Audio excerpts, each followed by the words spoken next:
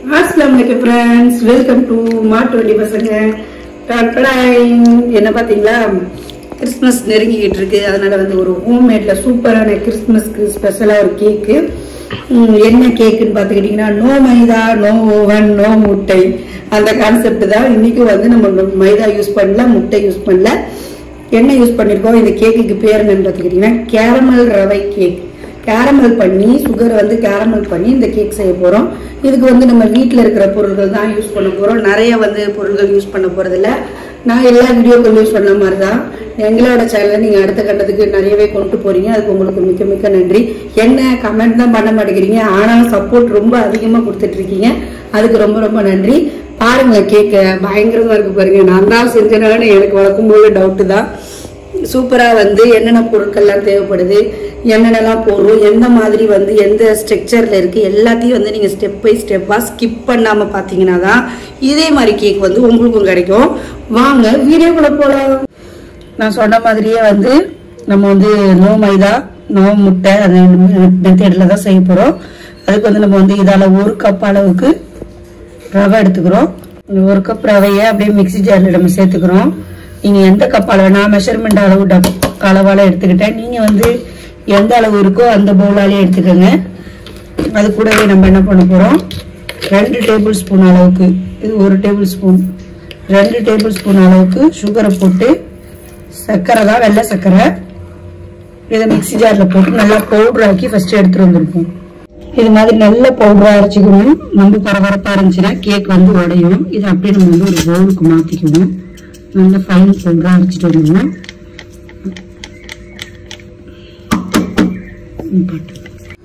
எந்த கப்பால வந்து நம்ம ரவை அளந்துக்கிட்டோமோ அதே கப்பால 3/4 கப் அளவுக்கு காய்ச்சி ஆற வச்சிய பால், அதை வந்து இந்த பவுடர் கூட நம்ம சேர்த்துக்கிறோம். நம்ம வந்து வறுக்காத ரவை தான் எடுத்துக்கிட்டோம்.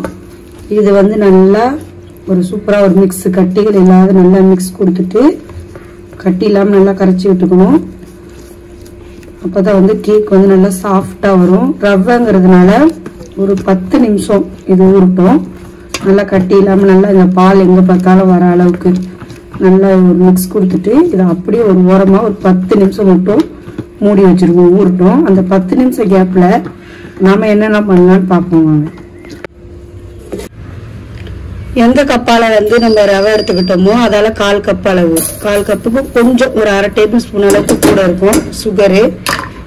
அந்த சுகரை வந்து நம்ம ஒரு சாஸ் பேன்ல போட்டு கொஞ்சமா ஒரு ஸ்பூன் அளவுக்கு தண்ணி, நிறைய தண்ணினால ஒரு டேபிள் ஸ்பூன் அளவுக்கு தண்ணி விட்டு இதை நல்லா வந்து நம்ம கேரமல் பண்ண போறோம்.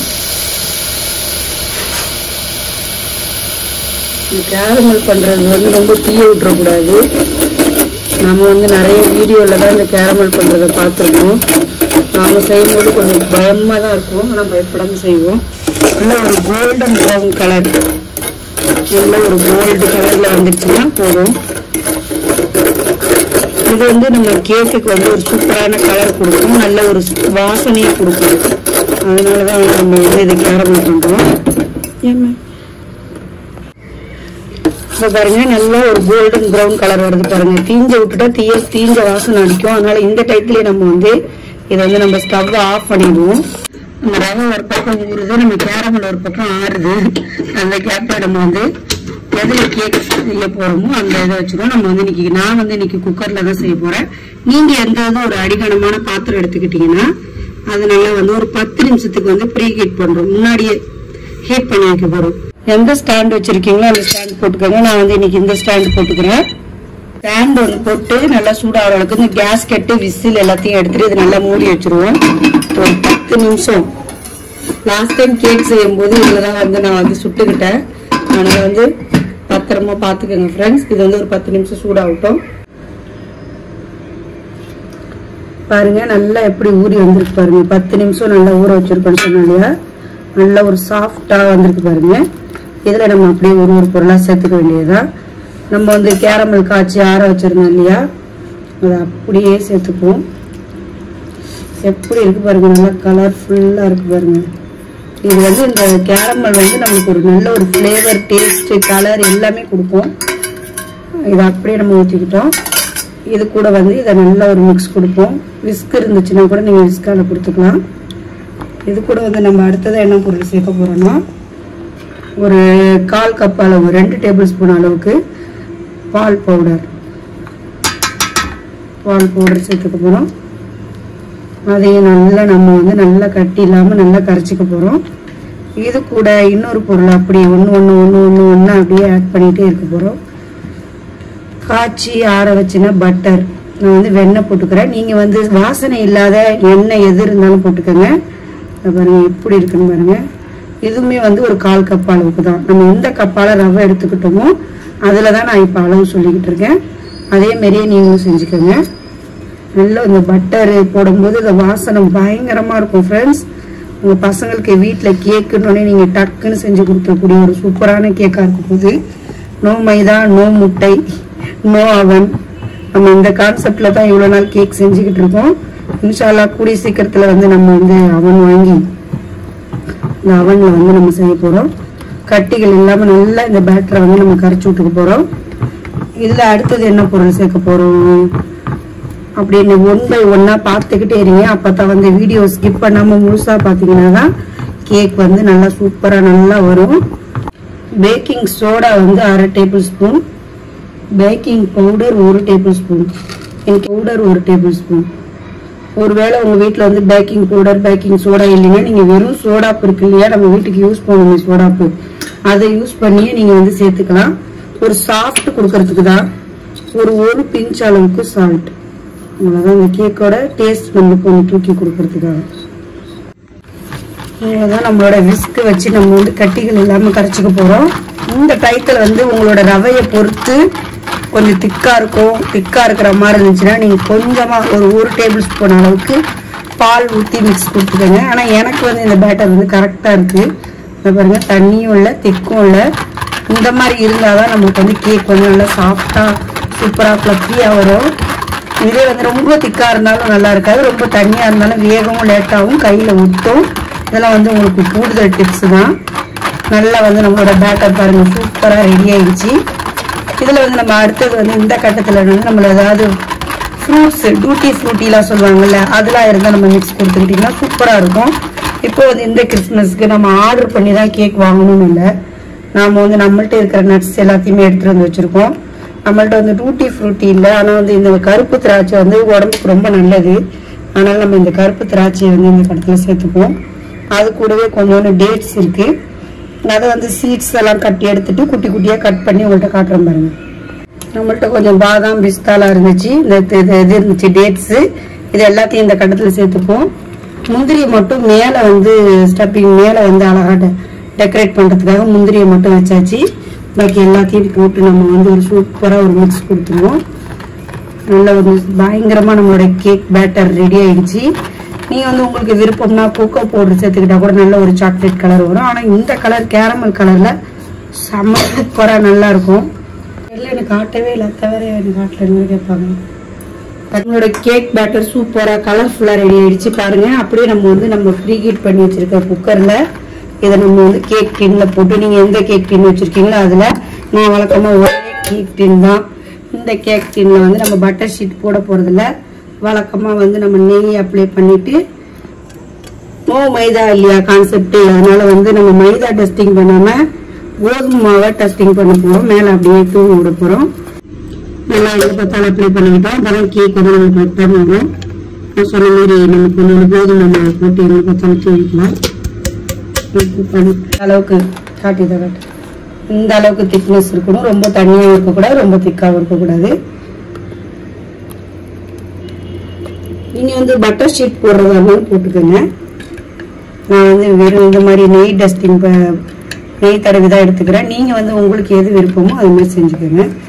உங்களோட இந்த இது கேக் வேகிறதுக்கு கண்டிப்பாக வந்து ஒரு 45 மினிட்ஸ் தாராளமாக ஆகும்.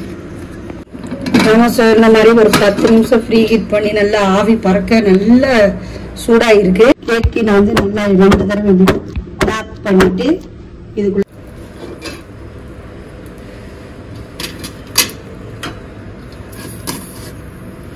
ஓகே மூடி வச்சிடலாம். சொன்ன மாதிரி ஒரு 45 மினிட்ஸ் தாராளமா ஆகும் ஃப்ரெண்ட்ஸ். கேஸ்கெட்டு விசில் ரெண்டையுமே எடுத்துருங்க. மீடியமும் இல்லாம லோவும் இல்லாம, ரொம்ப லோவா இல்லாம ரொம்ப ஹையா இல்லாம மீடியமா ஒரு 45 நிமிஷம். ஆனா நம்ம வந்து ஒரு 15 நிமிஷத்துல திறந்து பார்த்துட்டு அந்த இது வச்சிருக்கோம் இல்லையா முந்திரி, அது வந்து வைக்க போறோம். அதுக்கப்புறமா இது எப்படி வேவுதுங்கிறத பார்க்கலாம். அப்படியே நம்ம வீட்டில் வந்து இன்னைக்கு ரசம் கருவாடு இதுதான் நம்ம பையனுக்கு இப்போ சாப்பாடு கொடுத்துருக்கோம். யாருக்கெல்லாம் ரசத்துக்கு கருவாடு தொட்டு சாப்பிட்டா ரொம்ப பிடிக்கும் சொல்லுங்க. கேக் வந்து 1/4 மணி நேரம் ஆயிடுச்சு. 1/4 மணி நேரத்தில் என்ன ஸ்டேஜில் இருக்குன்னு பார்த்துருவோம். பாருங்க நல்லா வந்து உப்பிக்கிட்டு வருது. இந்த டயத்தில் வந்து நம்ம என்ன செய்ய போறோம்னா, நான் சொன்ன மாதிரி நம்மளோட இந்த முந்திரி பருப்பெல்லாம் வந்து மேலே போட்டுக்க போறோம். இப்போ போட்டாதான் வந்து உங்களுக்கு மேலே வந்து அழகா நிற்கும். இல்லைன்னா வந்து ஃபர்ஸ்ட்லேயே போட்டால் உள்ளே போயிடும். அதனாலதான் கொஞ்ச நேரம் வெயிட் பண்ணி இந்த டயத்தில் போடுறோம். உங்களுக்கு வந்து மேலே கார்னிஷ் பண்ணுறதுக்கு என்ன பிடிக்குமோ அதை நீங்கள் போட்டுக்கோங்க. டூட்டி ஃப்ரூட்டி எனக்கு கிடைக்கல. டூட்டி ஃப்ரூட்டி கிடைச்சிச்சுன்னா கலர் கலராக நல்லா பார்க்க அழகாக இருக்கும். எப்படி பார்த்தாலும் வந்து உங்களுக்கு அவ்வளோதான். நம்ம வந்து க்ளோஸ் பண்ணி வச்சுருவோம். நீ எப்படி பார்த்தாலும் ஒரு டோட்டலாக 45 நிமிஷத்துல 15 நிமிஷம் முடிஞ்சிருச்சு. இன்னும் 30 நிமிஷம் வெயிட் பண்ணுவோம். ஆவி பறக்கும் கேக் ரெடி. இடையில ஒரு 2-3 வாட்டி தொடர்ந்து குத்தி பார்த்ததுனால கேக் கொஞ்சம் குழம்புன மாதிரி ஆயிடுச்சு. பாருங்க ஒட்டவே இல்லையா? உங்களோட கேக்கோட கலர் பாருங்க சூப்பரா இருக்கு. நம்ம வந்து இப்போ வந்து ஆற வச்சிட வேண்டியதான். நான் எனக்கு வந்து கரெக்டா 45 நிமிஷம் சொன்னா 55 நிமிஷம் ஆச்சு. அதான் இடையில அந்த 40 நிமிஷம் விட்டு பார்த்தேன் வேவல. வந்து நம்ம இதை கூல் டவுன் பண்ணிடுவோம். எடுத்துருவோம்.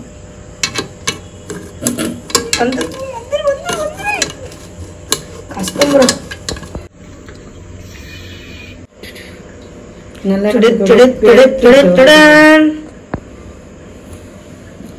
எங்க முடிக்க போறோம், எப்படி முடிக்க போறோம், என்னமா பண்ணிட்டு இருக்கீங்க? பாத்துட்டியா? இதெல்லாம் போடக்கூடாது, ஸ்கிப் பண்ணிடு. ஆற வச்சிட்டு இருக்கேன். கடைக்கு ஆற வச்சிட்டு இருக்காங்களா? ஃபேனுக்கு கீழே ஊத்தி ஆறிடே போடாதப்பா, கம்முன்னு இருப்பா. அப்படியே நம்மளோட கேக் வந்து கூல் டவுன் ஆயிடுச்சு. இந்த பாருங்க அப்படியே ஓரம்லாம் நல்லா பேத்திக்கிட்டு வருது பாருங்க. அது வரலினாலும் நம்ம கத்தியை வச்சு இப்படி எடுத்து விட்டாலே போதும், சூப்பராக வந்துடும். அப்புறம் என்ன, அப்படி ஒரு பிளேட்டை போட்டு அப்படி இப்படி ஒரு தட்டு தட்டுனா நம்மளோட வெண்ணெய்கள் ரெடி ஆயிடுச்சு. வெண்ணெய் பாருங்க ஒரு சைடா நிக்குது. நல்லா வந்து பயங்கர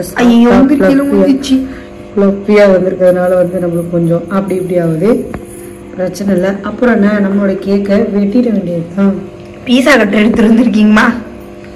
பீஸா கட்டர்ல கூட கேக் வெட்டலாம்.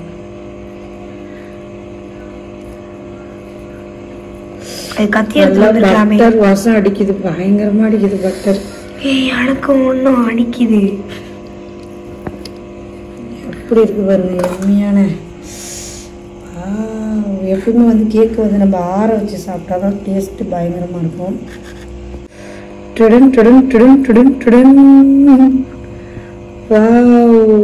இருக்கு பாருங்க.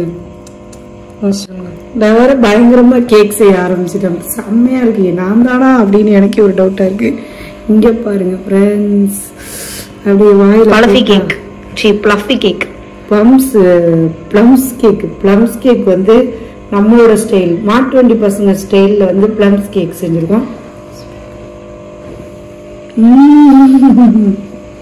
சமம் அருமையா இருக்கு.